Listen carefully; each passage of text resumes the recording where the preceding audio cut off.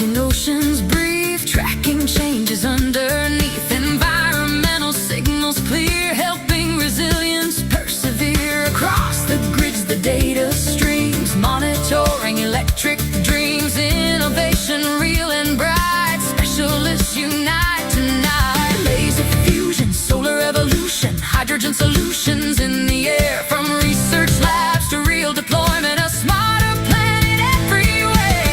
Photonics rising, energy shining, connected through the laser light. Grid alive and redefining. We are the vision, precision driven. Cleaner, smarter, stronger now. The future starts at Optica.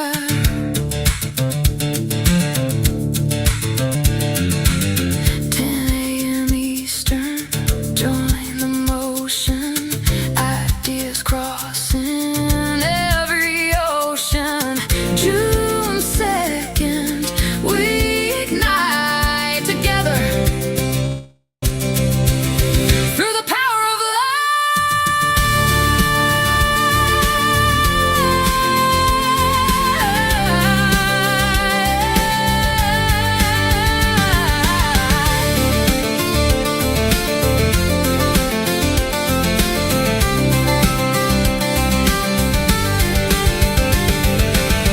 Photonics rising, energy shining, a resilient world inside, powered by innovation's light. We are connected, future directed, laser minds and energy dreams, building what tomorrow means. June 2nd, 10 a.m. Eastern, the light begins.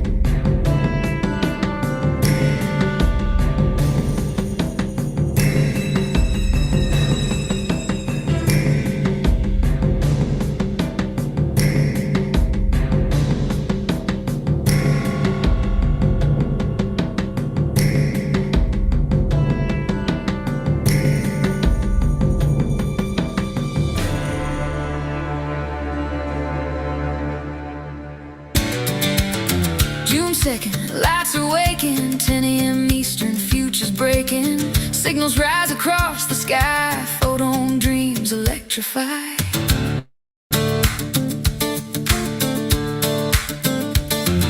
Across the world, the currents flow through beams of light. The answers grow from fusion fires to hydrogen streams. We're building power from human dreams. Laser sparks inside the core, opening tomorrow's door. Solar lines and factory go, smarter systems start to show. Every wavelength tells a story, every pulse reveals the way. Science moving past the boundaries, lighting up a cleaner day. Photonics rising, energy shining, connected through the laser light. Grid alive and redefining. We are the vision, precision driven. Cleaner, smarter, stronger now. The future starts at Optica. June 2nd, 10 a.m. Eastern. Hello, everyone, and welcome to a very, very special meeting. For those of you who are texting me asking about the music, AI-generated music, this, of course, we have the copyright, and we'll be happy to share it with you. Just send me an email about this. It is a very important day today, an extremely important day. At Optica, we've been talking for many years about how we want to address from an industry perspective the very important topic of energy. And we are very happy that very smart, very famous scientists, including Nakamura-san, Nakamura-sensei that you saw in the video, have been innovating to the point in which now companies like Blue Laser Fusion and Marvel Fusion have real demands for the optics and photonics laser community. And we are so happy to be able to make those connections today live in front of you for the next 90 minutes. You're going to see how companies like Blue or Seriati are being connected to the major trends in energy live in front of you. Allow me to just say in a couple of minutes what we're going to do here. This is the standard online industry meeting of Optica, in which there is two groups of companies. On one hand, we have the integrators. The integrators are the companies that came to the room with a shopping list.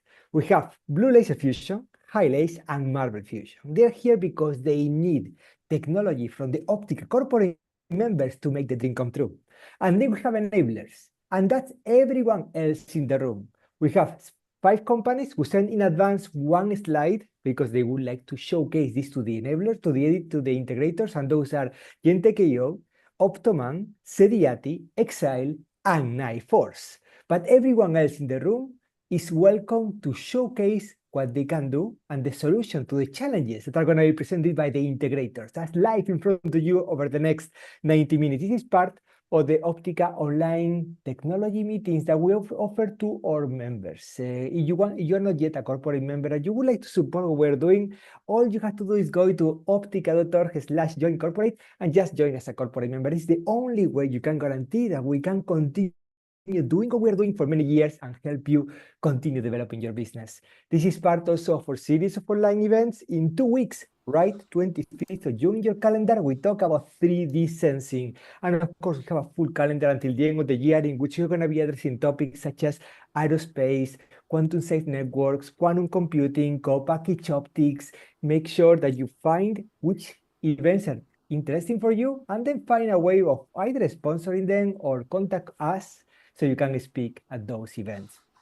If you want to meet us face-to-face, today I'm here in Brussels at the Optica Global Advanced Manufacturing Alliance meeting. If you want to meet us face-to-face, our next meeting is in 2 weeks exactly in Glasgow, or Quantum Industry Summit. Later on in the year, we go to Silicon Valley for Photonic-enabled cloud computing summit. And at the end of the year, in December, we go to Exile, to beautiful Paris, to talk about aerospace and defense.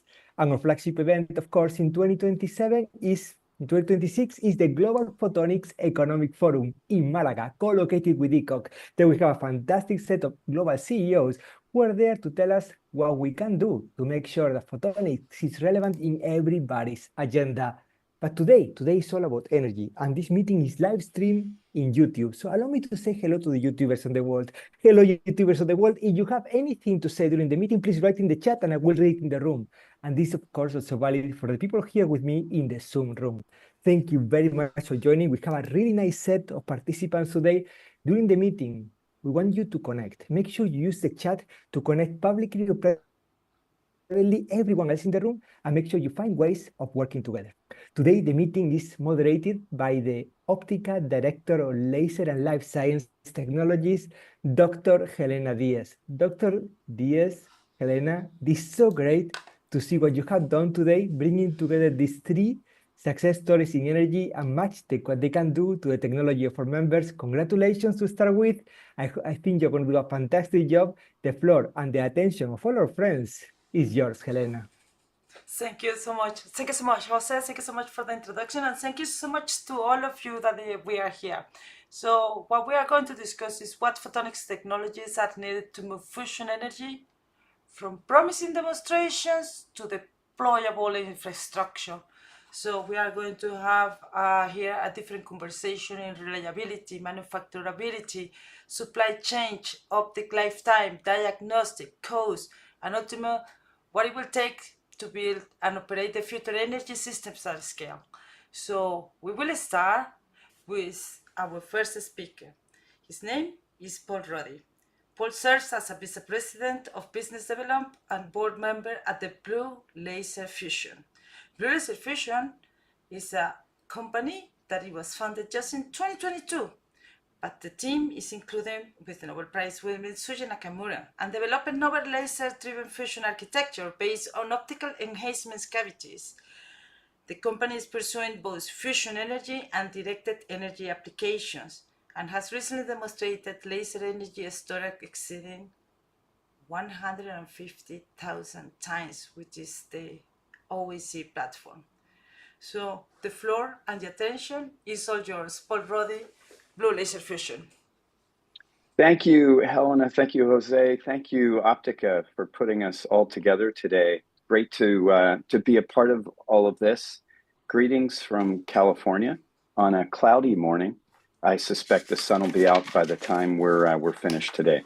I'm so pleased to brief you on Blue Laser Fusion.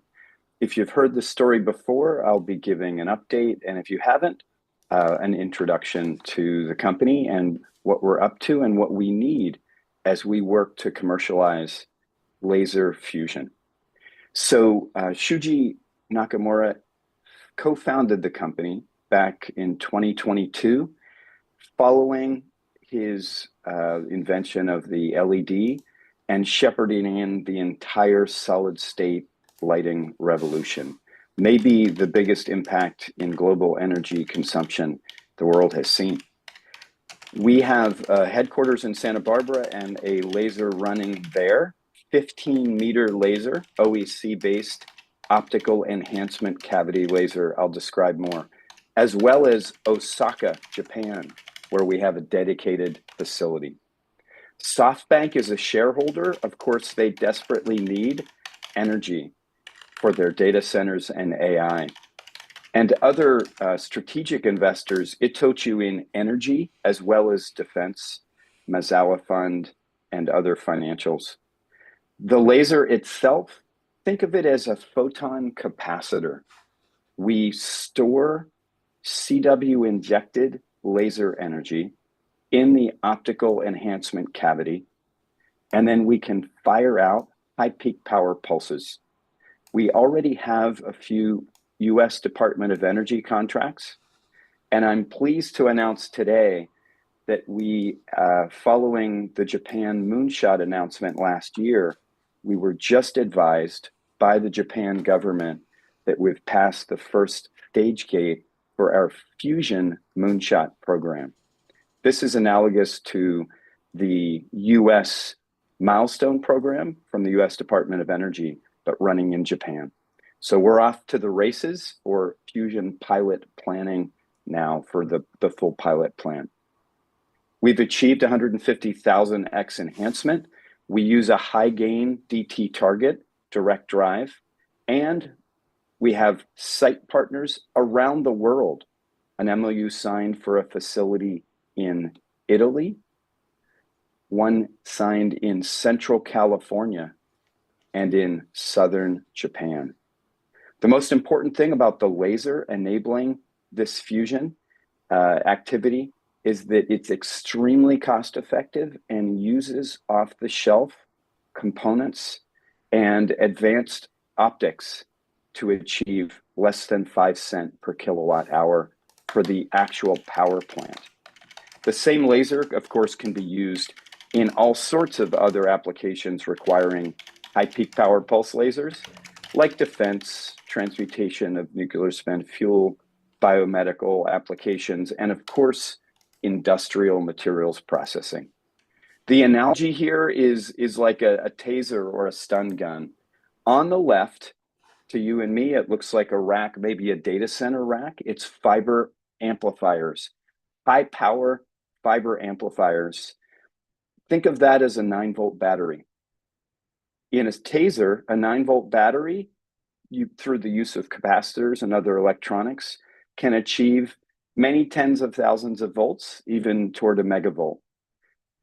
Similarly here, we're injecting CW laser light, continuous wave, very cost effective, using 3 to 4 kilowatt fiber optic amplifiers that we coherently beam combine into an optical enhancement cavity. And then we're often running with high peak power pulsed output through cavity dumping of that laser. It's an extremely novel platform, and it's quite different, of course, from the chemical lasers from the old days, the solid state so-called dipsol lasers being used in many places to commercialize fusion, and of course, CW-based fiber lasers that are difficult to pulse to very high pulse energies due to the tiny fiber aperture. So we solve that and basically convert CW fiber lasers into high peak power pulsed architectures. As a concrete example, we can have a 4 CBC, so 4 fiber amps injected 10 kilowatt, and we can achieve a kilojoule output. So really remarkable kind of energy storage. The lasers are running. Visit us in Santa Barbara, visit us in Osaka.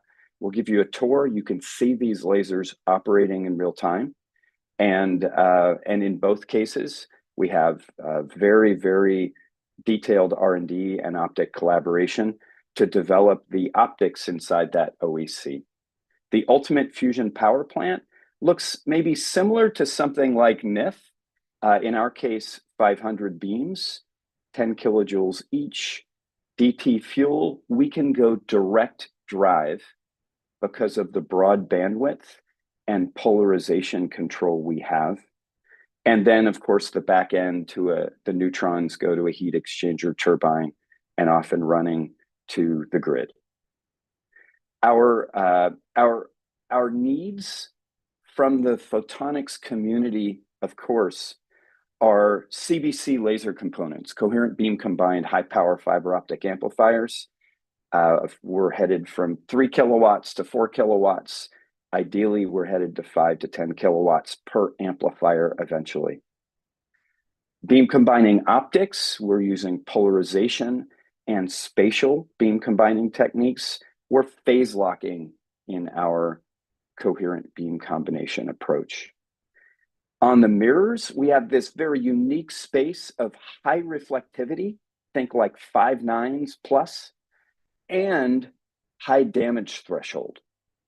So think 1 to 10 kilojoules per beam line. And of course, ultimately, we're moving from the IR down to the green and then to the UV or the blue, as Shuji calls it. We need vacuum. Think of this as a miniature LIGO and advanced materials on chamber design. So we are so excited to collaborate. We have incredible collaborating partners established already, and we look forward to more in the coming months and quarters and years as we race toward commercializing laser-based fusion. Thank you, Helena. Thank you so much. Thank you so much, Paul. I mean, and I really like that you already bring the shopping list. So this is That's the thing. right. Yeah, that's true. I mean, it's like it's really good. So it's very clear what you really need. So you need the CBC laser components, and there is the specifications very clear. You need the optics and coatings, and there is people in the room that can help with us. There is also system components, so vacuum systems. We are talking vacuum systems. Tell me about how much vacuum? So ultra high vacuum on what order of magnitude? Yeah, so -6 kinds of vacuum. We have, it's not, we're basically trying to beat down loss, right? Okay. So it's a pair of mirrors in a vacuum. LIGO, of course, 3 and 4 kilometer range, and our team has LIGO experts that we've hired in from Caltech and other regions, including Japan. But we're really just trying to beat down the loss in there. So this is not, Bose-Einstein condensation or quantum computing kinds of vacuum. These tubes are generally 4-inch diameter. For the long ones, we're going anywhere from 15 meters to 150 meters long, depending on the specific architecture. Okay, yeah. So that's very clear. So 2 years ago, we were talking, and last year also, we were talking about how interested to integrate the architecture. Now you are presenting a real pathway that removes the need for gain glass factories and dramatically reduce the diet requirements. So what is the biggest technical assumption that is still needs to be proven at commercial scale? It's a great question. So, on the left here shown is the classic dipsol approach, right? Diode pump solid state, whether it's an ultra short, a shorter pulse or a longer pulse, getting the gain out of gain glass. NIF has 140 tons of gain glass, 100 gigawatts of pump needed. If it's a 10 megajoule kind of fusion approach, like many folks are looking to commercialize NIF with a diode pumped glass laser. So we don't need gain glass. We don't need 100 gigawatts of pump diodes. We're CW injecting, and so it's 100 megawatts of pump diodes, and it's fiber. Now, what's critical though is the optics in the optical enhancement cavity, right? So we're using standard optics historically, but now we're using advanced optics. So these have advanced substrates, great thermal, very good CTE match to the high reflectivity mirror deposition that we're doing. So these coatings need to be high reflectivity, and also they need to be high damage threshold.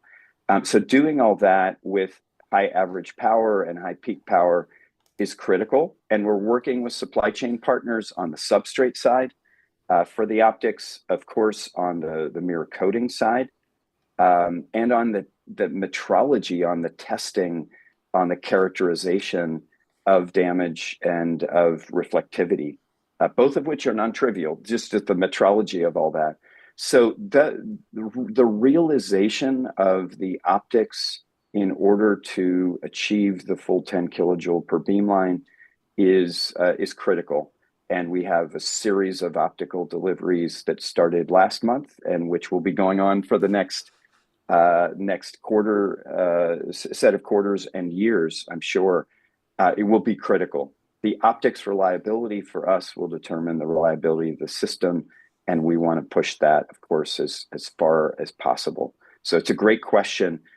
Optical performance is the limiter and the enabler for us, and that's why we're so happy to be here today talking to the Optica community.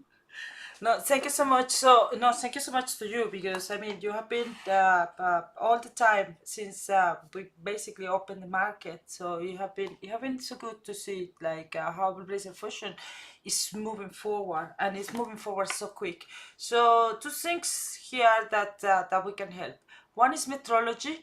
So we have here Gentech IO with Felicia Legrand. So can you help with that? Hey, sure. Hi, Elena. Hi, Paul. Thank you for the great talk and the great work in this field. You're doing an amazing job.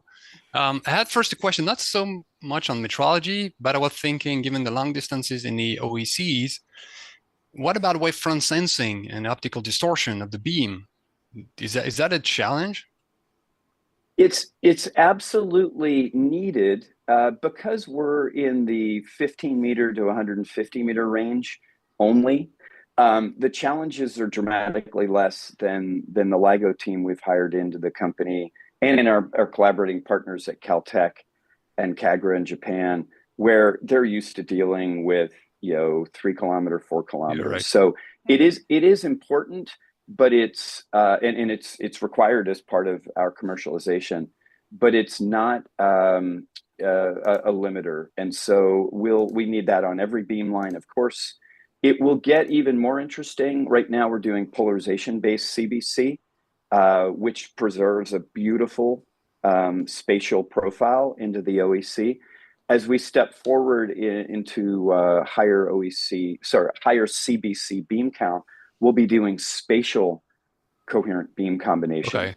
And in that case, adaptive optics, maybe? Yeah. maybe not, maybe even just static kind of phase converter. But in that case, it we'll need to really carefully monitor because, of course, we're sort of starting with a beam that may look more like a hex pack and injecting it in, acting like a single spatial mode laser, of course, but with a non-homogeneous initial beam profile. So this will be a very important element, maybe not the rate limiter, but very important, yes. Makes sense. Makes a lot of sense. Elena, did you want me to go with my slide already, or? That will be great because this is a great opportunity now. Okay. All right. Let me open this up and share my screen real quick. All right, here I am. Let me know when you see that. Yes. Okay. Hey, thank you very much for the opportunity to gather the community together today. So I'm Félicien Legrand at Gentech Electro-Optics. I'm the sales manager and the physicist here at Gentech, covering the West Coast and beautiful Santa Barbara, right? Where laser fusion is located. So in the context of inertial confinement fusion and energy generation here, our role at Gentech EO is to provide safe and accurate laser beam diagnostics. We've been providing laser power meters, beam profiling cameras, joule meters since the 1970s. And our role is to provide good measurement, as we define as a NIST traceable and repeatable measurement. And sometimes, so yeah, so I have a pretty crowded slide, but I will go through that quickly and highlight the main points here. And just as an introduction, we're about 120 people company based out in Quebec City, beautiful Quebec City in Canada. So our role is to make sure that lasers are monitored safely and accurately, so measuring power, energy, beam profile. A good measurement is something accurate and repeatable. The bad measurement is something potentially safe but useless with a bad repeatability or a bad accuracy. You see those targets on the right side, right? And then you have the good, the bad, and sometimes the ugly, which is useless and dangerous. I've gathered those pictures of those detectors here, very badly damaged. This is not what you want to do, and this is our role to provide guidance to avoid those situations. In the context here of increasing power and energy levels for NIF or now, for example, blue laser fusion, what you guys are doing, or other direct drive or indirect drive technologies, power energy is increasing. If you take NIF, it's about 192 beams at 10 kilojoule per beam. And we rely on well-proven calorimeter technology. This is the blue detector you see here on picture. This has been used at NIF for many years, but now we're scaling up. If you take the example of diode stack pumping technology, we're talking tens of sources at 3 joules, 10 hertz, that's about 300 watts within one enclosure. And of course, you have many enclosures to deal with. So here, first need that we see is to provide a pulse-to-pulse energy measurement solution at a high average power level. So we need to come up with new designs, heat sinks, water cooling, and so on, for pyroelectric detectors, providing calibrated pulse-to-pulse energy measurements.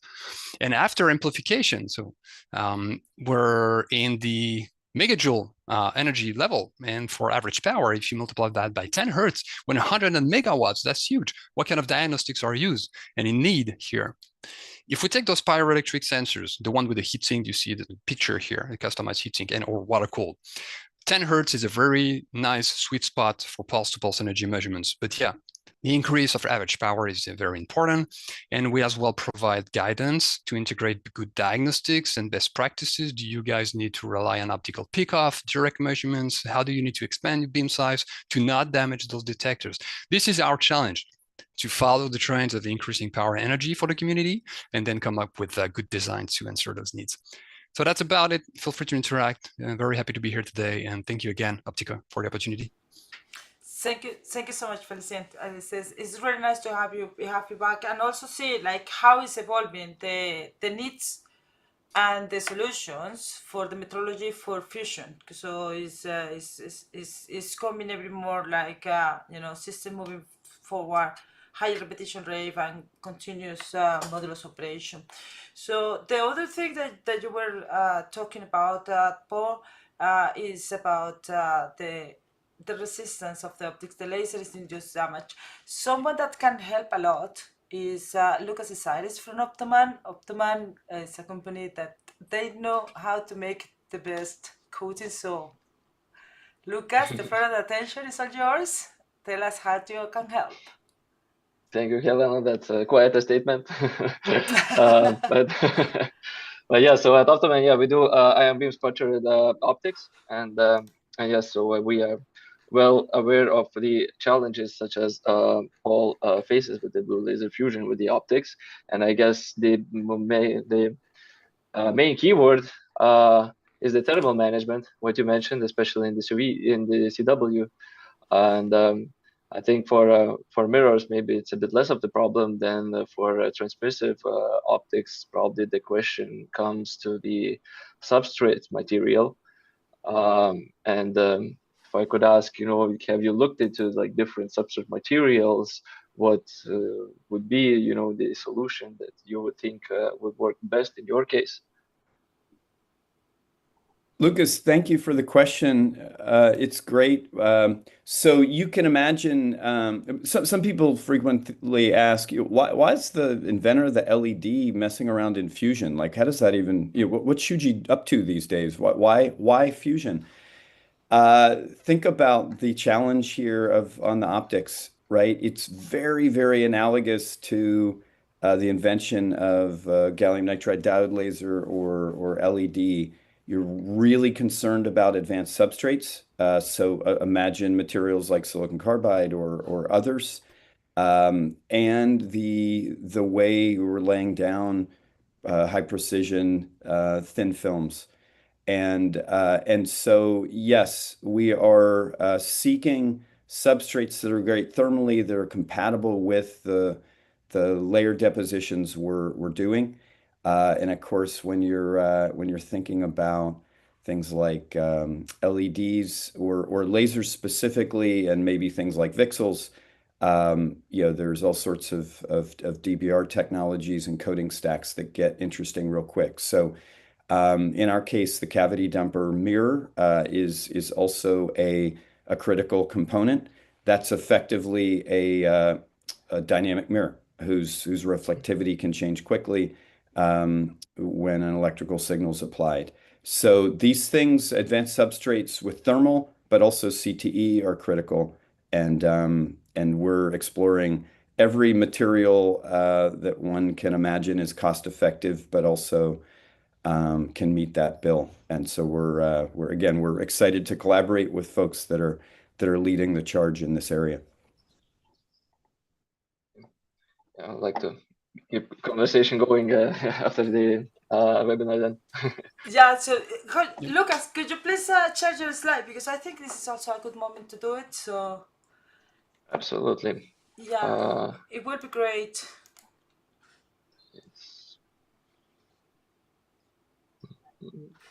So you can tell us like how things are going now, and one of the questions is typically like which coating failure mode is most challenging today. So yeah, so thank you for let me being here. It's a great opportunity. So I'm Lucas, Chief Marketing Officer at Optoman, and we do laser optics, as I mentioned, and we specialize in high power and large diameter optics. And the technology we are focusing on is the ion beam sputtering. And for us, the fusion is of strategic importance because in inertial confinement fusion is pushing lasers into power domains that, we've never been engineered before. And that's an exciting challenge. And the challenge that ultimately lands on the desks of optics manufacturers, actually. So as ignition has been demonstrated, the physics question to large extent is settled, but what remains is the engineering problem. How do you fire not once a day, but at 10 hertz continuously over the lifetime of the power plant? So I think that's the main challenge that everybody is concerned about at this point. And that repetition rate, there's no pause to inspect optics or do replacements. So that's another challenge that that's where we try to kick in.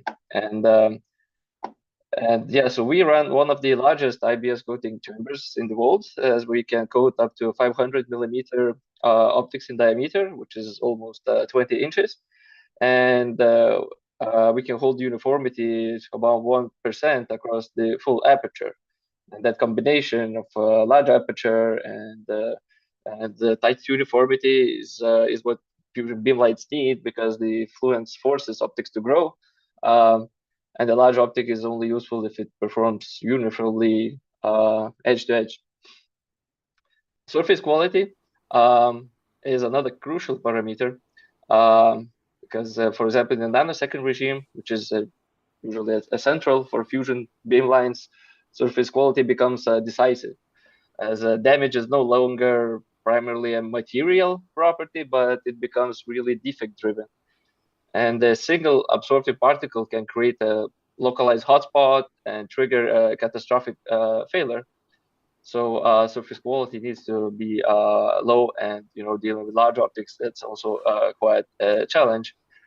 So in practice, what determines reliability is not only the damage threshold, but also like defect density across the full aperture, and controlling that becomes a engineering problem. On the spectral side, fusion systems are still largely built around 1 micron fundamental wavelength, which is then frequency converted into UV range, typically around 350 nanometers. And as the shorter the wavelength, the more efficient the ignition is.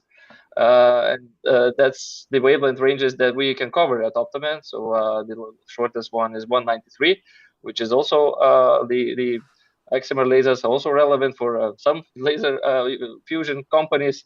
And we can go up to 2.5 microns for the largest, our coating chamber. For the other coating chambers, 5 years, we can go up to 5 micron. And finally, what I want to mention is the absorption, because yeah, as I mentioned, speaking with Paul, for that absorption is crucial for emitter here, as it leads to a thermal effects that eventually leads to damages and degradation, and is a bottleneck for a continuous operation. And the absorption levels are the one of the main focuses of Optoman to keep it as low as possible. So on the right side, you can see one of the absorption measurements of our window when we reach 0.1 ppm. Sorry, Lucas, you need to share your slide. You haven't shared it yet, so I'm Oh, sorry. really? Yeah, so I can follow, but now that you say left side, it's really that people is not going to see it now. Thank you. Yeah. Oh, that's funny. Yeah. So here's the slide. I think you can Now see it it now, right? is. Now I can see. Yeah, I forgot to Okay. press the final button. Yeah. So Can these are happen live. the capabilities I ran through, Mhm. and the absorption measurement I mentioned. But yeah, I don't think you missed much. Actually, it's just a summary of what I told. Mhm. Yeah, but now we can see the spectrum. So yeah, you can show Yep. the previous slide. So because I think can you No, I show the had only previous one. one? Yeah. Okay. Yeah, that's the one. Lucas, maybe one question for you. Thank you for Yes. for your presentation. So I'm thinking about NIF and 1 shot per day capability and scaling up 10 hertz, 100 hertz. Maybe that would go higher than 10 hertz in the future. What would be the main challenge for you as far as an optical component manufacturer? Power density damage thresholds, energy density damage thresholds? Is it a combination of both? What could you comment on the challenges here? Well, actually, it's both, I would say, because the rep rate is the biggest challenge actually to handle, because it doesn't allow the materials to settle in and release the heat that they accumulated. So that accumulation of heat is the main challenge for all the coaters. Yeah, same here. Right. And that's what absorption is the crucial parameter here to deal with. Makes sense. Yeah, and what about what is basically the requirement that you have for the optical lifetime? Well, it's I would say it's still mostly in the research stages that we have the conversation. So all the fusion companies try to project what's gonna be requirements for that we could translate into specifications of optics.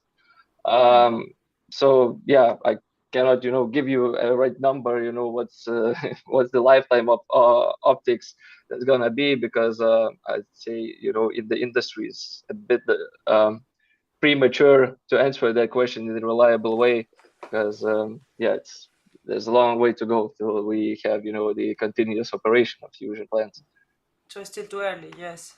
Yeah, it's still too early. So thank you so much, Lucas. Thank you so much, Optoman, for coming and again to see like how this is evolving, because we already started this project before. So I would like to introduce our next speaker. His name is Martin de Bourqui. He is the scientific team leader from Hailey Center.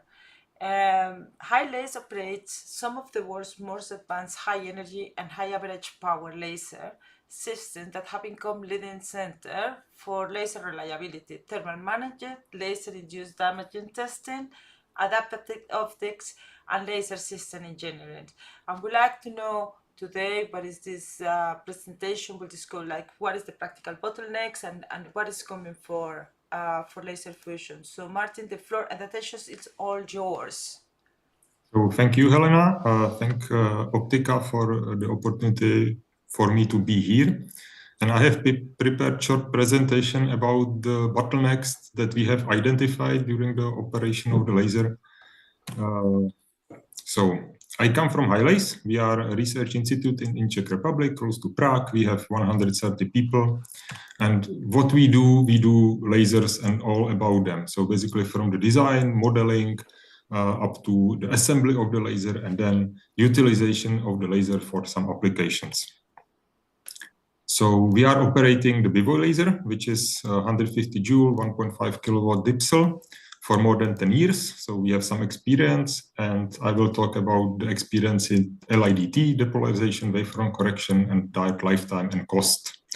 I haven't prepared any shopping list. I was not aware that I need to actually ask the companies to supply. I came with the message like what went wrong with the laser and what needs to be fixed eventually. So Bivoy laser, it was built by STFC in UK with our participation. Then it was moved to Hailey in Czech Republic and commissioned in 2016. And since then we were working together with STFC on upgrades of the laser. And if I'm not mistaken, it's still the most powerful high-energy laser system in the world for almost a decade. But it was not in the beginning. So when we first commissioned the laser, we had all the optics components, as Optoman said, very high damage threshold, but it failed. We burned the whole last pass in the amplifier in the final commissioning. So we had to come back and find out what went wrong. So we had optics at the time, 20 joules per square centimeter, tested with certified ISO lab. So we were confident we can amplify 250 joules, but we didn't. So we tried to find out what went wrong, and we increased the beam size. So first we did the field test, which means we basically fired the laser onto the optics and we burned the optic as 3.1 joule. So we took intermediate steps. We did 1000-on-1 raster scan, and we saw that the damage threshold is dropping, and it's dropping with the beam size. So you see, we ended up at 1.4 joules out of 22 joules in the beginning. The optics developed. Optoman is a good example. So today we can go up to 4 or 5 joules in a field test in this large beam, but NIF beamline is operating at 16 joules per square centimeter. It's still quite some way to go. So how we achieve this? We had to build our own dedicated LIDT lab because no other LIDT lab for large beam was there. at that time, and I think it's still not commercially available except us. So if you are developing really large optics and you want it to be tested with a repetitive laser, then you can approach us. Second issue that we encountered was depolarization or change of polarization. So we had 150 joules, but when we put it through the polarizer, we lost 30%. And all the fusion plants, they rely on second or third harmonic. So if you lose 30% on the polarizer, you will lose 30% on the harmonic conversion. And that's a huge amount of energy that gets lost. So we investigated it and tried to compensate with wave plates and quartz rotators and everything. But we didn't succeed much. So we got from 50% completely uncompensated to 30, 20% loss with compensated. So we developed a system that scans the laser and finds out the polarization response of the laser. So we can basically propagate any polarization through the laser. And then we have found the right polarization that gets distorted the least. So we injected this polarization to the laser and then compensated at the output of the laser. And we decreased this 30% loss to less than 3%. Well, 3.3 here, but we got 2.8 eventually, which was good enough for us. And maybe it can be compensated even more. The second thing, we are relying on gas-cooled amplifiers. So we have slabs, helium gas is flown in between them with a very high velocity, and this evacuates the heat from the gain media. It was thought that if you have helium, because it's very insensitive to changes of temperature and density, or effects of these two quantities onto the refraction index and wavefront, we saw that the helium will not be an issue for the wavefront correction, but if you want to focus the beam in a fusion target, you need a good wavefront. And we found out that even the helium distorts the beam quite a lot. So you see that uncompensated beam has Strela ratio of 0.12, which is very bad. And we can get it higher, but we need really very high speed of the wavefront corrector. So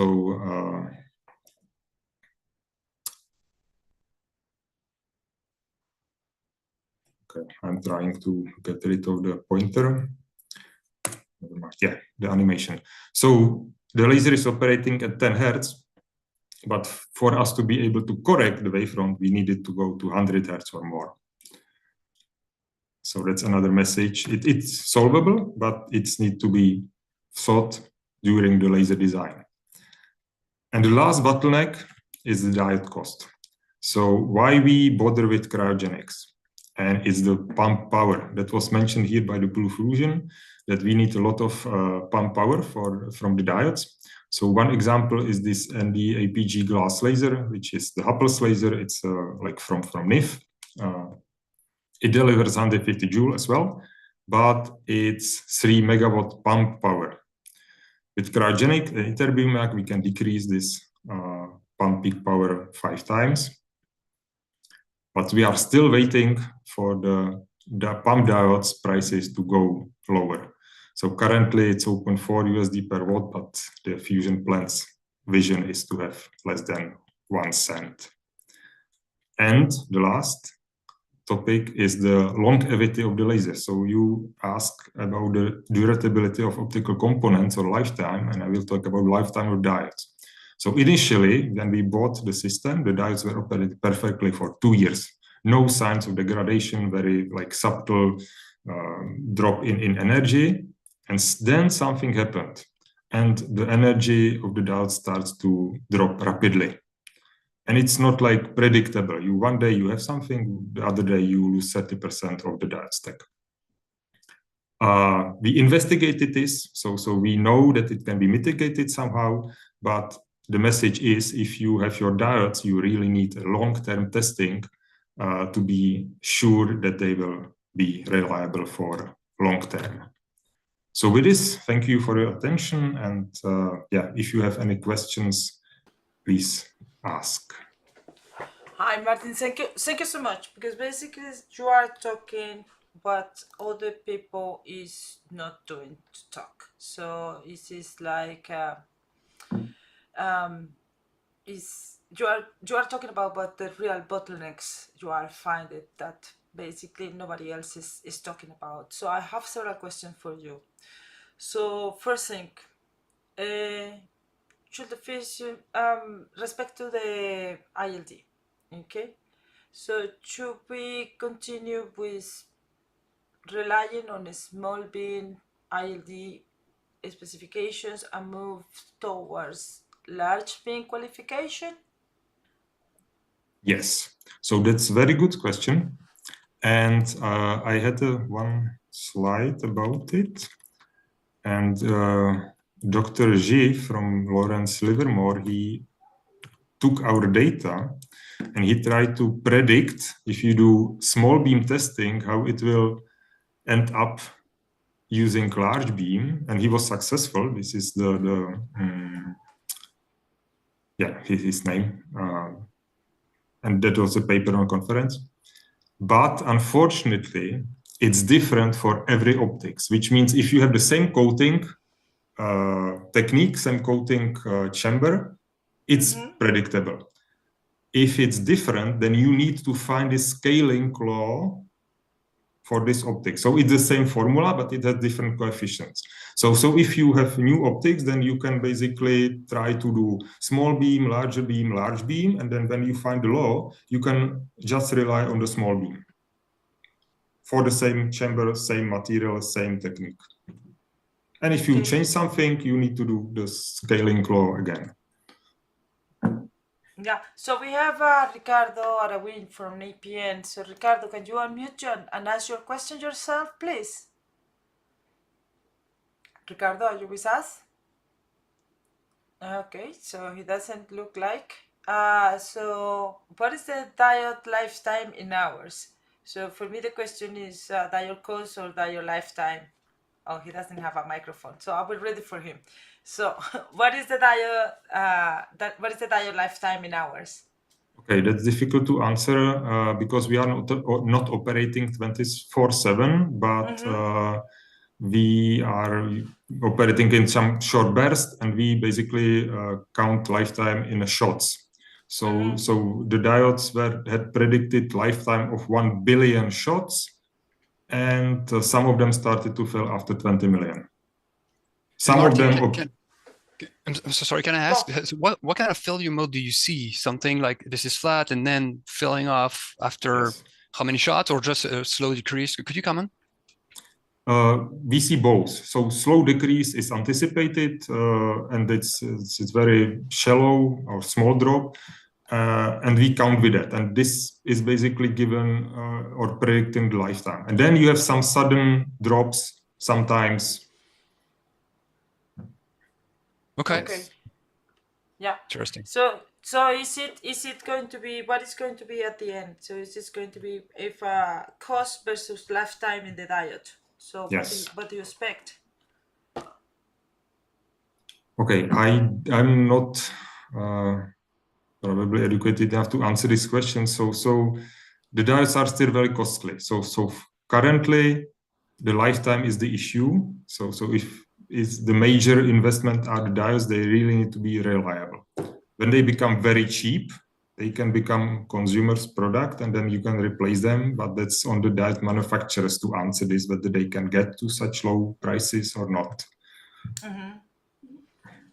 So for us as research institution, we currently are trying to improve the lifetime of the diodes by changing the operation parameters, because we are not even developing the diodes themselves. Yeah, absolutely. So let's see. Yeah, but if some diode manufacturer is here, then they can comment on the lifetime, and that would be great. So, and we are open for collaboration. We have some know-how of what happened, and we would like to see really longevity diodes that would operate like for 10 years without any major failures. Yeah, make totally sense. So we have in the room several of the the laser makers. Okay, we have NKS, we have Marticat from Newport and Jim Kafka. So I would like to call you guys and see what is your opinion in this.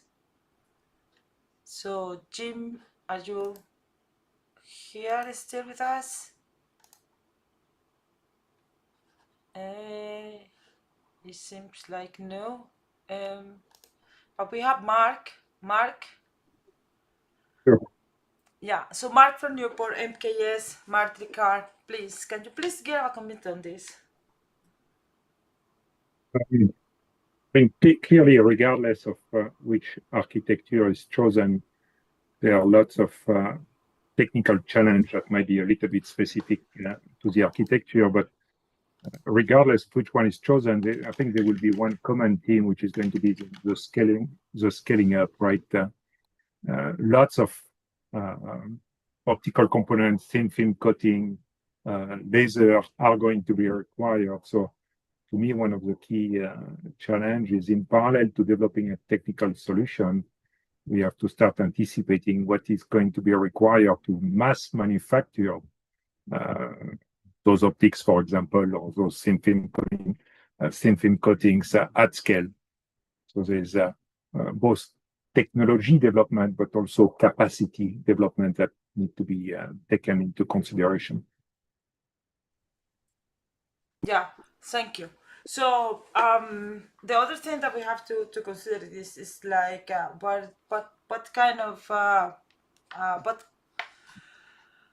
what kind of instrumentation is going to survive inside the nuclear environments, and someone that can help with that is Sediati. So Amandine, I would like to call you to the floor. Please present yourselves. Amandine from Sediati, now FOG, and welcome. Okay, thank you. Let me share. And that's good. Okay, thank you. So it's a pleasure to be here and to have this discussion with all of you. So I would like to briefly introduce the company. So the ATI is a French company located near Paris in France. And we have been serving the industry since the 1950s. And we specialize in fiber optic assemblies for extreme environments. Over the years, we have built extensive experience in the nuclear industry, for instance, where optical fibers are exposed to particularly challenging conditions. And as you might already know, high radiation levels and elevated temperatures can significantly affect the performances and lifetime of silica optical fibers. So what do? Our mission at the ATI is to protect optical fibers from such harsh environments. To address this challenge, we have developed several proprietary technological building blocks that help protect optical fibers. And our expertise includes the hermetic packaging for pressure, temperature environments, as well as various sealing technologies such as brazing, glass soldering, bonding. So we have developed dedicated packaging solutions for optical fiber sensing technologies, as well as various sealing based on FBGs, for instance, or Raman scattering and Brillouin scattering. We also package discrete optical probes featuring a sapphire window at the sensing tip. So you can see on the picture on the right-hand side, you have a on-off probe that is used to measure the displacement of moving parts in the Jules Horowitz reactor, and it features a sapphire window at the end. You can see also on the picture a fiber optic hermetic see-through that is dedicated to this application, and you see also some metal tubings to protect the fiber in radiation environments. So everything we do is tailored to the customer's needs. We adapt our designs to the application, environmental conditions, fiber type, etc. So this was an example, but you have other projects to which we have contributed to. They include the NEWARD SMR program. This is for small modular reactors with Technicatom as part of a consortium that is called FreeF2E, through which we have developed extensive know-how in the use and integration of aluminum-coated radared optical fibers. And a key supplier for this type of fiber is in the room, it's Excel. So you will hear about Excel later, I think. We have also designed optical probes and hermetic field screws for pressurized water reactors in collaboration with the IRSN or RBI. So that's it for me. Thank you for your attention. Yeah, thank you so much, Amandine. So, typically question is, what fails first? The fiber, the feed-through, the coating, the connector, and basically which environment is more difficult? I mean, which of the harsh condition is more difficult? Temperature, pressure, or radiation? Really, it depends on the levels. For different types of conditions, we can adapt the materials, the sealing technologies, the type of assemblies. So really, it depends. As we work with many different suppliers for optical fibers, we have to pick the right one for the application. And I can't tell you what is the most challenging to do, because maybe we should have invited someone from the R&D department here. Okay, it's okay, no worries. So we can continue this conversation after anyway. Sure. But it's something that is quite important to know. So for Paul, what do you think it could be more difficult for the harsh for the harsh environmental? Paul? Helena, you're asking about the inside the reactor itself? Yeah, inside. So one of the things we're doing, and this starts on the reactor design team, is looking at the distances the optics are away from the target. Of course, this distance sets effective, and then there's a percent of optical of the surface area at that distance that you want to stay below, so that you don't have an optical surfaces more than a few percent of the entire inner surface area of the reactor. And so you end up with some diameter of reactor, and you end up with some maximum surface area of the total addition of all the optics inside. That is a design parameter set through safety of the optic, performance, survival, as well as the ability to do everything you need to do in the fusion reactor to collect the neutrons efficiently and convert to electricity, etc. So there's a whole trade-off around that. Once you have that set, though, that determines the étendue of the whole system. Because for us, we're direct drive. We're trying to achieve, maybe millimeter scale. Maybe it's a couple millimeter spot size at some distance, and with some total optic, area diameter. So étendue becomes driven, and that ends up determining the maximum number of beam lines that you can come in, and it sets your sort of joules per beam line. We know NIF is 10 kilojoules, Rochester's 500 joules, right?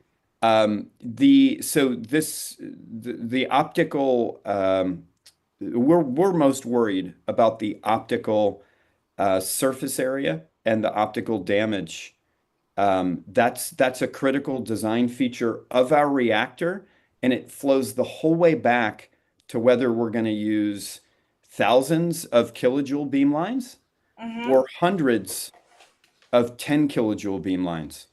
And there's trade-offs there even on target excitation. But once you get into that, and we've just published and are publishing peer reviews around beam count, energy per beam line, and sort of optic size of the reactor. So long answer to your question, optical damage is super critical, in the reactor and how far away it is from the neutron generating target.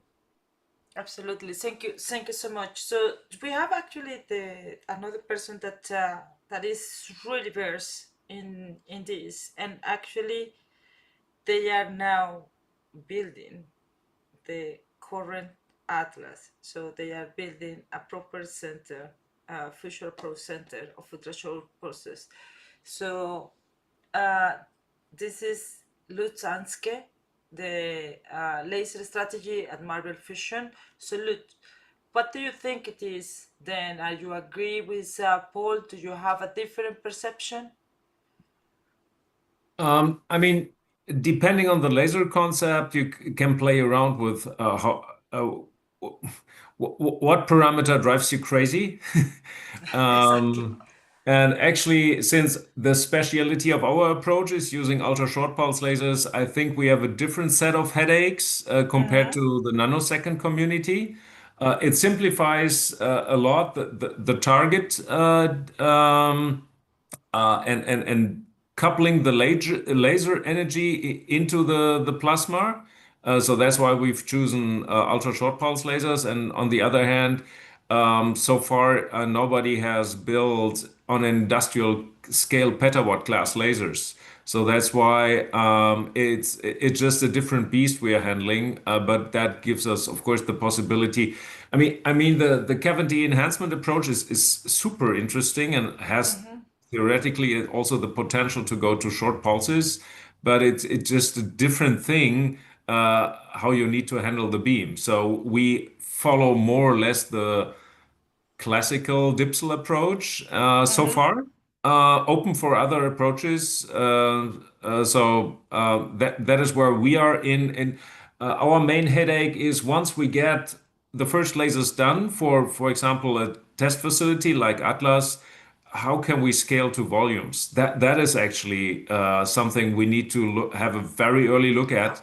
I mean, when we want to see fusion happen, we need thousands of components instead of 2 per year, right? Yeah. And actually, I mean, this is. I mean, I was going to call you to the stage, but I wanted to make this question before. Last year, we were talking with Jana June, your colleague, at the Laser Optics Industry meeting at Edmund Optics about the possibility. But now this is taking about the facility itself. So, I mean, it's my very pleasure to welcome you to the Optica Online Industry Meeting Summit on energy, photonics in energy. Lutz Aske, Director of Laser Strategy at Marvel Fusion. The floor and the attention is all yours. So yeah, thank you. You should see my slides. Yes, crystal clear. Actually, I learned if you do something with your computer while it's in presentation mode, that's the safest way to crash Windows. But obviously, this time it worked, which is good news. Yeah, actually, so I mean, just imagine if you're a scientist or want to launch a business that's based on maybe laser-driven secondary sources, which are mostly driven by 100 terawatt plus ultra short pulse lasers, these secondary sources. Just imagine that the fusion community pays the bill for scaling this, and you're part of that community, which is an early adopter of the first lasers, maybe with reduced specs, but these lasers will truly have a industrial DNA, and that is actually what I tried to explain here in that little presentation and why we are looking at these things currently. So let me think. So just a quick introduction who Marvel Fusion is. We are already founded in 2019. We are meanwhile more than 120 people, and we have more than 170 million private funding secured, and most of that is in our bank account, so it's not based on a milestone-based thing. And also more than 200 million via public-private partnerships, funded projects, and everything we do together with the community. And you see also among our investors the risk capital, but also strategy investors like Siemens Energy. We would call ourselves a holistic laser fusion company because we look at all the three big packages, which is the power plant part, where we cooperate with Siemens Energy, really making electricity. Then we have the plasma physicist for the target part. And then, of course, since our target design requires ultra short pulse lasers, we have the laser group, which is supporting our suppliers and also providing own solutions to get the thing real within the next 10 years, actually. So this is how it would look like. I mean, you've seen these renderings often enough, so I can quickly go through it. But if it would be a grid scale thing, it would have something like a target chamber, a couple of laser bays around. There will be something, a fab nearby that produces targets. And we are working also on that because we know if you shoot more than 300 million targets per year, it needs to be mass manufacturable. And that's why we've chosen a concept that could be manufactured with the same scaling laws like the semiconductor industry is using. So that's actually where we're working on.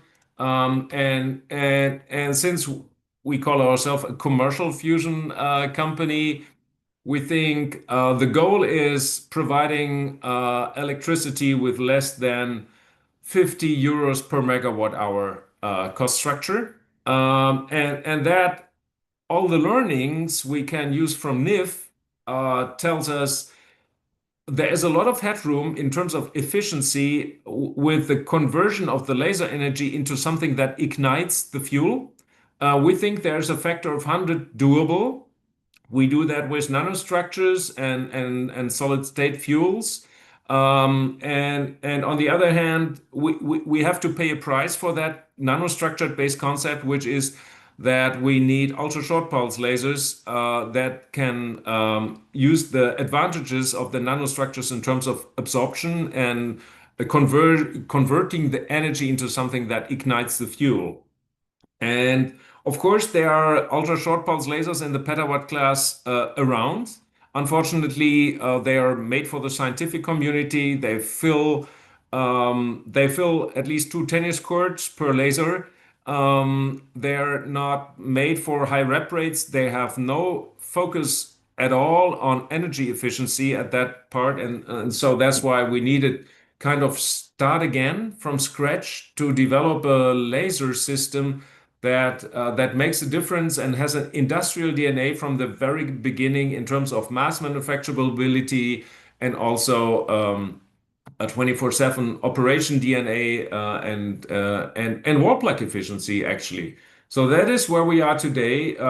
We've proven the physics behind our approach already a couple of years ago, not only with simulations, also with the user facilities we have in Europe with the petawatt class lasers that are already there, testing our approaches. We are now in the final stage that the user facility at the Colorado State University is in building and ready to go by the end of that year, and we will move in our lasers beginning of next year. The next scaling level to the kilojoule level ultra short pulse lasers should happen in Germany. That is still not a power plant. It's meant to be really close to the final parameters and do the last checks and things so that we can start doing a first of a kind fusion thing in the early 2030s. Not a grid scale power plant, but something that has positive gain. And then from the mid of the 30s, can focus on doing a real power plant with target economics behind it. And that is how it looks today. I skipped the animation because that kills our bandwidth. So, but I mean, this facility is real. Actually, it's we have the roof is already on it. So, and that gives you an impression how our lasers look like. So actually, our lasers petawatt class fit into an overseas container. They have the amplifier module, which contains everything but the compressor. The compressor is behind that. And then in the Atlas facility at the Colorado State University, there will be a target area where also others can use the beam time, where the university has also their own lasers. They can all be combined and doing interesting physics. But this facility is also open for other companies testing secondary source things, laser wake field acceleration physics, and doing commercialization of these technologies that so far require a particle accelerator to do certain applications, particle generation, radionuclides, or whatever. So all that can be enabled with these ultra short pulse lasers, and that's why we're pretty excited to do that. And actually, that is also the interaction we are looking for. So, of course, Marvel Fusion is driven by making the right lasers for the fusion case. But on the other hand, we found that there are other interesting applications, not only in the scientific community, but also for secondary source applications. So we want to build the first lasers even earlier than we need the power plant, and see if we find people who can do something meaningful with that. And this is just the parameter set we are shooting at for the first two lasers that go into the Atlas facility at CSU. These are probably not the ones we need for fusion, but they will tell us a lot. They are also meant to be the test bed for destroying optics and all the expensive stuff, and generate learning curves by operating them 24/7 at 10 hertz. So they're scheduled to have around 200 joules. They are sub 100 femtoseconds. That's needed for our physics with the nanostructures. Peak intensity is for our kind of physics is good enough with 10 to 20 watts per square centimeter. We have the option to operate them at the wavelengths of 1060 nanometers. However, for our physics, we need a very good contrast, and we may consider to use frequency doubling just as improving the contrast. And then for the fusion case, we think 10 hertz is kind of the consensus in the community, which also means probably for the fusion cases, it won't go above, because I mean, you're igniting hydrogen bombs with 10 hertz in a reactor. And if you do that with a very high gain or Q, that's a lot of energy. So actually, since we have the power plant team in our group, they tell us, okay, we have also something like a maximum amount of energy we can digest from the fusion reaction. Otherwise, the power plant will not work. And that's why we think 10 hertz, around 10 hertz is the optimum. For the business case, we need 10% wall plug efficiency of those lasers, which is doable, we think. And they need to be compact. So the whole beast needs to fit, including the compressor, into an overseas container. That is our actual design, and we are optimistic that this can be done. That basically means, which is already the end of my presentation, yes, we bought already pump diodes. We bought optical materials, gratings, optical coatings, and controls. We will destroy most of that during the first years and do a lot of learning. And we need suppliers that are not only capable to do the next and the second generation of these things, but we also need suppliers which are able to scale. I mean, we need thousands of these pieces per year for the fusion plants, and that's a very important aspect from our view, that we choose technologies that have the capability to scale to high volumes, and that we find suppliers who are. I mean, nobody is there today. We know that, but we need to be ready to work together and get the thing done someday. Thank you. This is thank you. This is brilliant. I mean, this is really brilliant. It's fantastic. I mean, you are going to destroy everything, and the good thing is looking at this already happening. So first thing, what is the actual state of the facility? So it's dry from inside because it has a roof. It's just a building.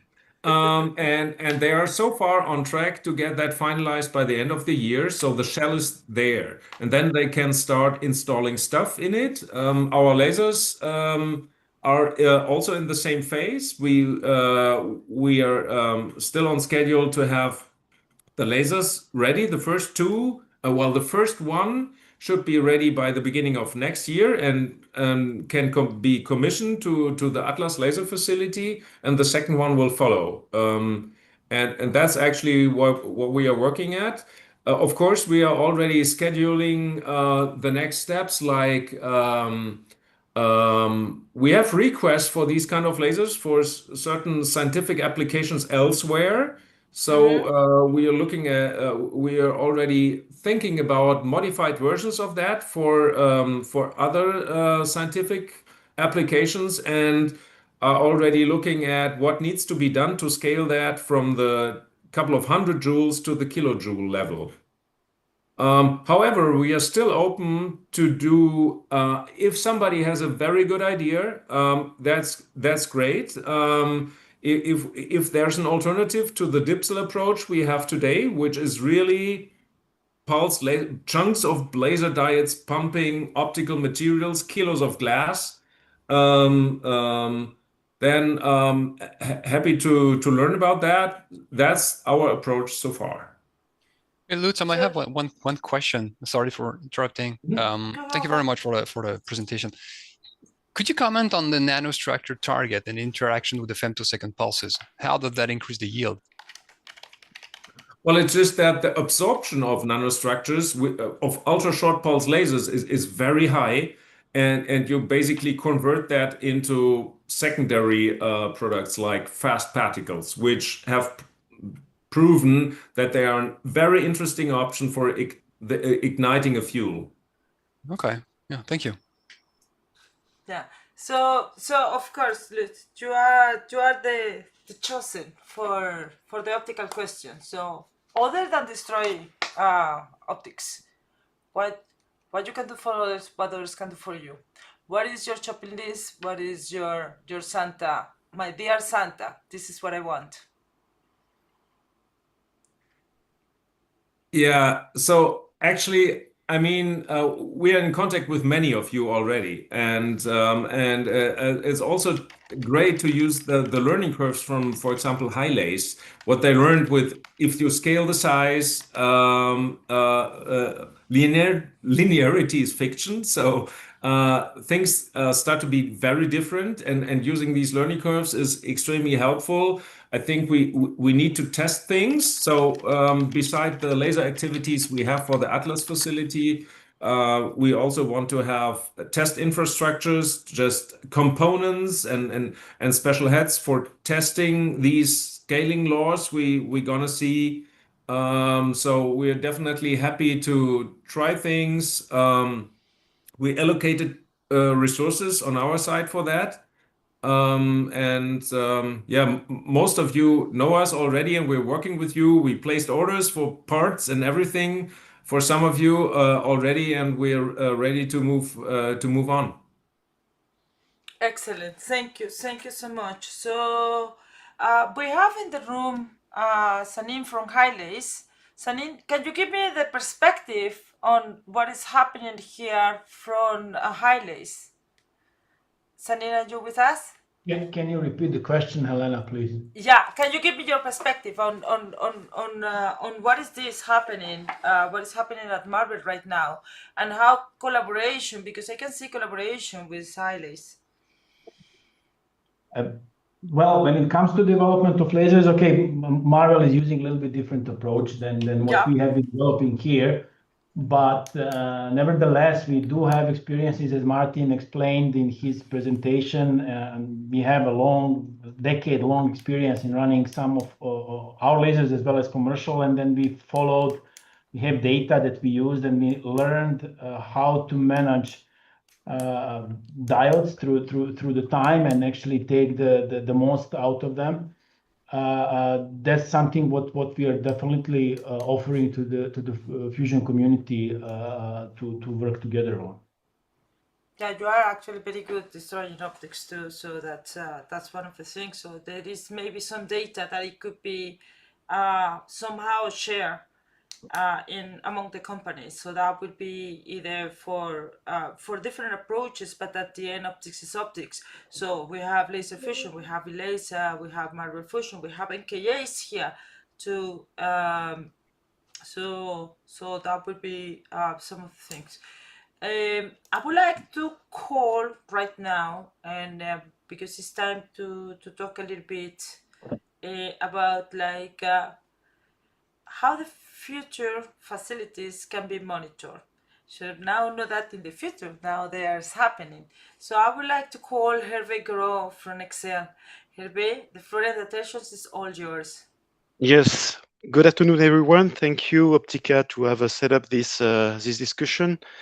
So my name is Hervé Gouraud, and sales director for Excel Photonics. Let me share my slide.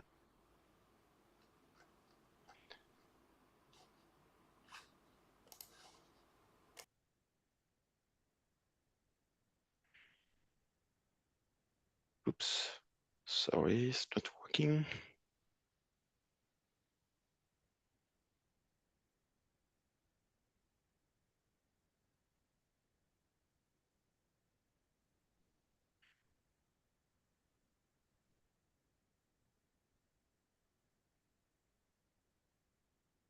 I cannot see my window.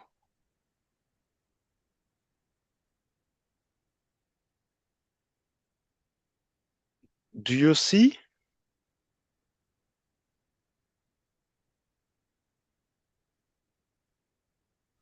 No, we don't yet. Oh, I'm so sorry.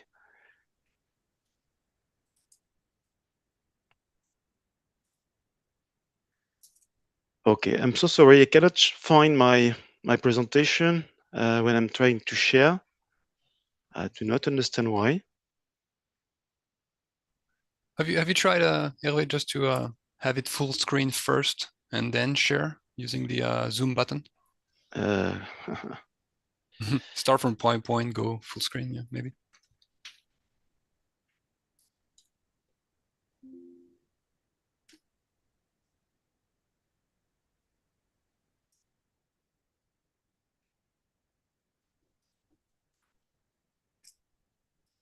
So sorry.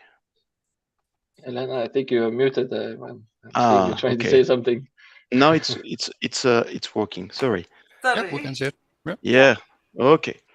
Okay. So yeah. So very shortly, I will introduce Excel. So Excel is a very famous company today. More than 2,200 people and employees in the company. Very successful company. We have a booking backlog in 1 billion euro. And last year we have delivered $500 million product to our customer. Innovative company. We invested 20% of our money toward the research, and we are an exportation company, as 80% of our product is delivered out of France. This is a footprint of our production sites, so 22 industrial sites which are spread over the France country.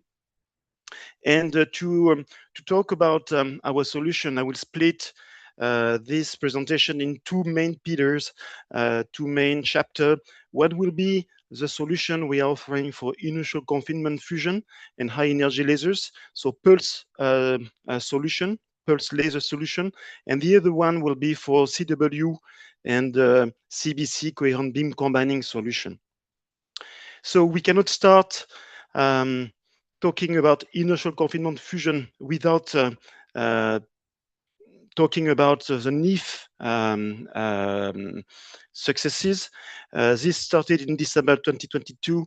This was the first time of ignition fusion reaction, and since February 2025 and April 2025, the NIF awarded several let's say successes in the production of energy, and up to 9 megajoule 1 year ago.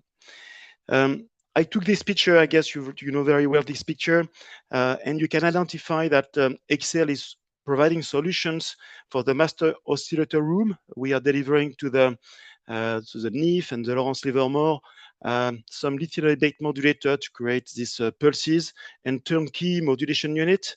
This system is today installed in this oscillator room, and also we are providing to the target chamber some radiation hardening fiber. So I will cover these two main products during this presentation, and I will start with the fiber. So you know that the NIF and the Lawrence Livermore and also the French Nuclear Agency, they need to probe to monitor the optical pulse going into the chamber. For that, they have deployed into the target chamber some optical fibers. So firstly, they have used, let's say, standard fiber, but they have identified some, let's say, non-linear effect, radiation-induced attenuation effect. And you can see from the graph given on the right, it is an article which was published. You can see that there's a lot of attenuation, a lot of losses. So the Lawrence Livermore and the French Nuclear Agency came to Excel to develop a radiation-tolerant fiber. This to minimize this radiation-induced attenuation. And you can see that from this upper graph that the attenuation is now limited using our Excel fiber. So we have been able to develop very specific and resistant to radiation fibers. They are today deployed into the two chamber, one at the NIF and the other one in the French Nuclear Agency. And this is how they can monitor the optical pulse in order to optimize the pulse shape to do the plasma effect and let's say the fusion effect. The other product we are delivering to this kind of laser structure is what we have called the fibered nanosecond front end. So this kind of system is used either for the MOPA sealer as the main laser source, or can be used for OPCPA pump sealer. This system is used to pump solid state amplifier. So this system is based on lithium iodide high extinction ratio modulator. This system embed an oscillator. It is a CW DFB laser source, which is amplified by a high power fiber amplifier. And the temporal pulse shaping is made with electro-optical modulators, which are driven by an arbitrary waveform generator. This system is operating at 1030 nanometer, 1053, 1064, 1080 nanometer, depending on the type of glass the laser is using. And this system can deliver 1 nanojoule per nanosecond up to 100 microjoule when the system is pulsed amplified. This system, this laser, is using narrow line width sealer source, oscillator source, or can be a typical DFB in the case of OPCPA pump sealer. The main advantage of this system is to get one industrial, solution, because this system is offering very good stability in terms of power. We have measured less than 1% RMS for our system. High contrast, we can generate optical pulses with pulse contrast above 30 dB. And of course, as an industrial solution, this system is coming with a user-friendly graphical user interface. So I gave on the bottom of this slide some screenshots showing the fast rise and fall times in the range of 50 picoseconds, very low jitter in this measurement given at 11 picoseconds in average.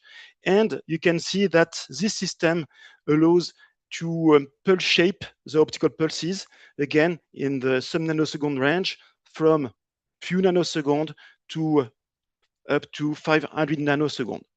In some cases, and sometimes it is requested by end users, it is wanted to reduce the jitter.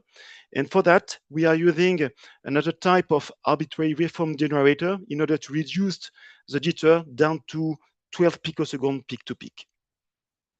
The other example are very broad. I mean, we have delivered many of these systems to a lot of laser, superstructure laser, or let's say industrial laser manufacturer. So you have all the list of these, let's say, end users.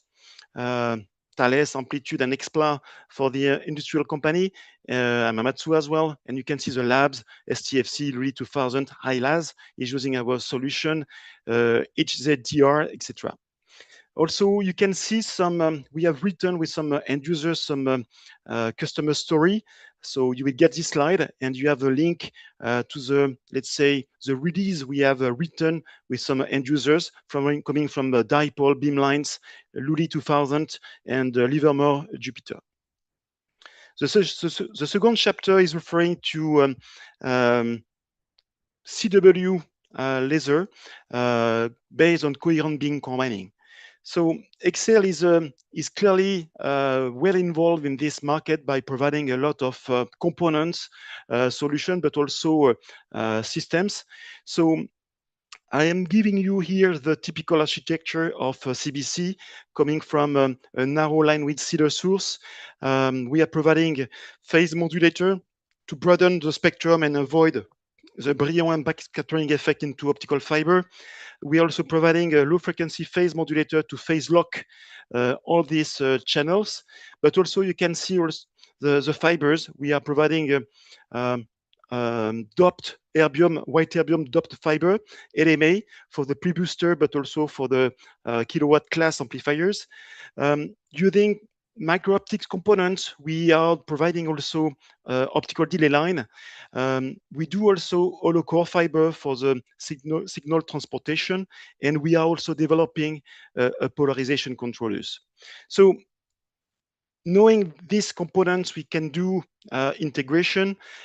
We can provide, as we are doing for the sub-nanosecond per generation box, we can embed all these components in order to create this laser front end for CW CBC laser source.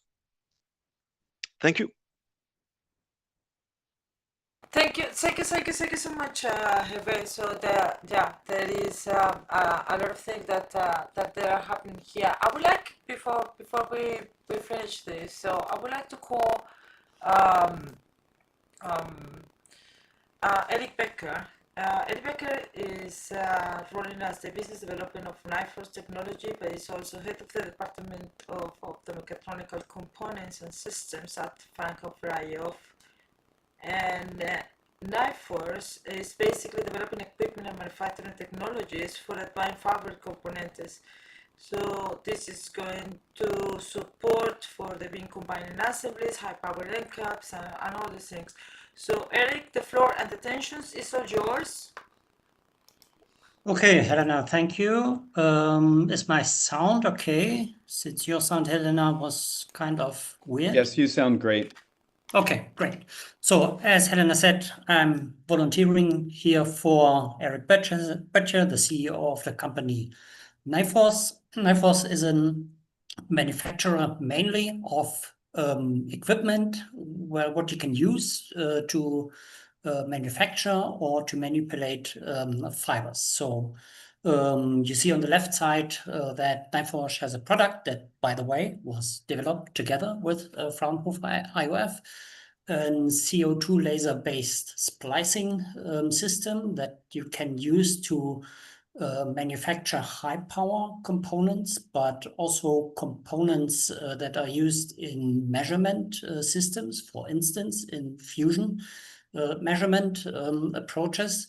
And I would also like to mention that NIFOS, with their equipment in particular, cover more or less the whole value chain of fiber processing. So starts with stripping of fibers, continues with cleaving of fibers, using the smart splicer to taper and splice fibers, and then also having equipment for recoating fibers. So I really like the previous talk by Herf, since he talked about the fibers themselves, and Nyforge provides equipment to further process these fibers.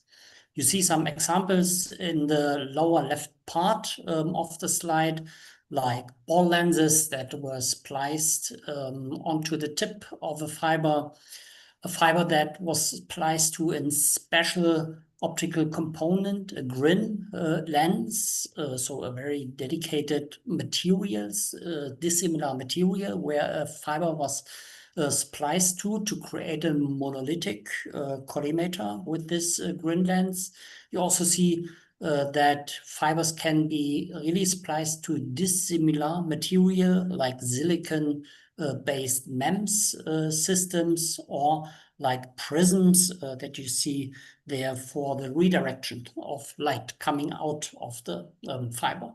And what customers of Nyforge are doing with these components you see on the right side, and this is also interesting to know for everybody.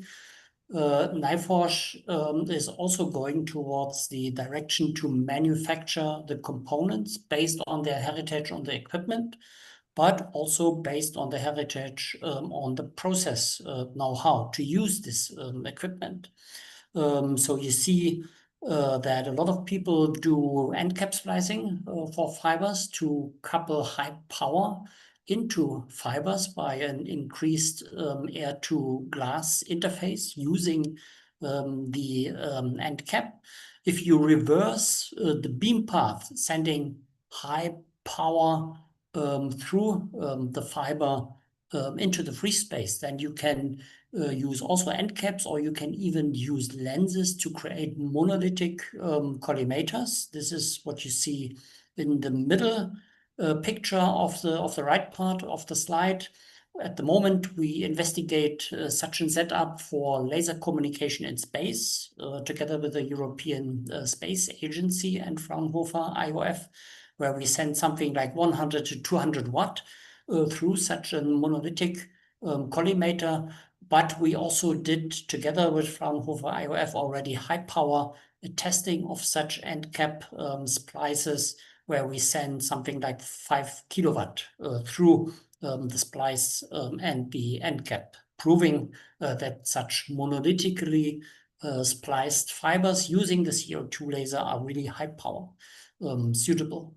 And the interesting thing, or the most interesting thing, I think we see on the lower right picture, the technology is in principle also scalable. So you not only are supposed to splice one fiber to something, but you can also do that in 1D and 2D arrays, like you see, for example, microlens arrays that create collimated beams out of a fiber array in a 2D array. So a very high dense collimated beam array was created by customers using this technology. And as said, Nyforge can also provide such components that I think can be used in delivering power, optical power for energy, and in particular also for fusion technology. But such specialty fiber arrangements potentially can also be used in diagnostics application in the fusion technology. That's all from my side. Thank you very much again for the opportunity to talk on behalf of Nyforge here in the Thank event. you very much, Eric. It is great. I always like to see the vertical splicing of Nyforge, but today we are talking about a market segment that requires quite a lot of power. Why would the companies like Blue Laser Fusion or Marvel think about this vertical splicing? What is the real advantage of that for this market segment of very high power?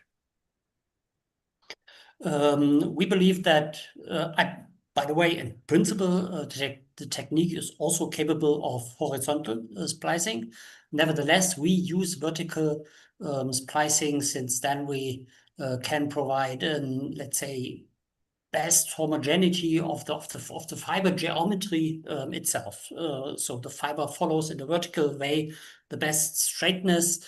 You don't have to take care about bending of the fiber in aligning the fiber to something before splicing that. So I think that is the most or the biggest advantage of the vertical setup. Eric, thank you very much and congratulations on everything that you are achieving. It's been a great meeting, but I would like to close it going back to Blue Laser Fusion and Marvel Fusion and ask them a very specific question. From all the technologies that they have been exposed to on the last 90 minutes and also all the technologies that they have been exposed to in many, many other events, what are still the biggest unmet need? The biggest thing that our platform could really introduce them to? Paul, first of all, congratulations on what Blue Laser Fusion is achieving. What is the biggest unmet need for you still? Thank you, Jose. It's a great question. So we were so thrilled to achieve 150,000 storage in the optical enhancement cavity, and the big need, and it was great to learn more about capabilities today, is on that high reflectivity, low loss, high damage threshold coating capabilities, and making sure those coatings are compatible with advanced substrates. That along with the characterization of such objects is super important, and a number of speakers today added to our understanding and also our hopefully to our options in the future. So high reflectivity, high damage threshold, high thermal handling optics are so important to us and an unmet need, and hopefully this community can help us. So thank you. Paul, you're doing a fantastic job. You assemble a fantastic company, a great board. I must tell you that Optica has been reached out by many investors on the last month asking about Blue Laser Fusion. I am really so happy that we engage you. Lutz, I am going to be with you next week in Brussels here, and I'm looking forward to meeting you in person. But after these 90 minutes and all the other events that we've been talking to together, what is still the biggest unmet need for Marvel? So that depends on not only the day you ask me, probably also the time. So at this moment, I will say the biggest headache are the pump diets, but no, let's call it that way, the pump modules. So it's really how do we get the right pump radiation into the gain medium? We are not at the lifetime part yet, but we see that homogeneity and sweep of the semiconductor material, that is something that keeps us most busy today. And that also means it's not only about the semiconductor, it's also about the packaging the semiconductor appropriately and put the right optics in front of that. So that's what you would hear from me today. Maybe tomorrow, when this is solved, I would immediately switch to LIDT. So laser damage thresholds are the next thing behind the door. As long as we don't have the power, we don't break the mirrors, but we certainly will. And so that's the next topic. Lutz, we know each other for many years. We are good friends. That's why I feel that I can ask you this question. When are we going to have laser fusion as a sustainable, commercially available source of clean energy? So, you know, the scientists say the fusion constant is 30 years, and I think there's a consensus in the startup community that we say it's around 10 years.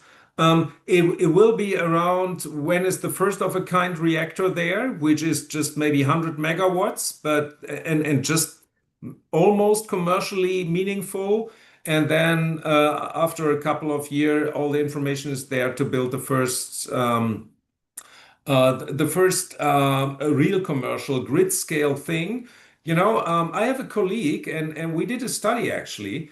If we are too late, then all the renewables, including the painful storage topic, have taken so much of the market share, then it's too late for fusion. So we really need to hurry up. So the next 10 or a little bit more years are the ones. And we all need to accelerate. I would like to thank everyone in the meeting room, everyone watching this meeting in YouTube, everyone who will access this meeting on demand. Thank you for engaging with Optica, and I look forward to anybody who has solutions for blue laser fusion or Marvel fusion to contact us so we can introduce you to Paul and Lutz. Until the next time, this was Helena Diaz and Jose Pozo. It is an honor and pleasure to serve you. Thank you.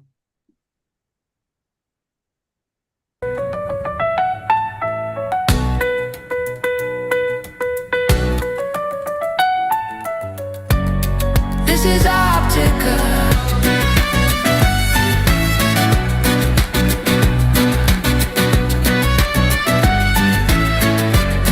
This is lighting redefined.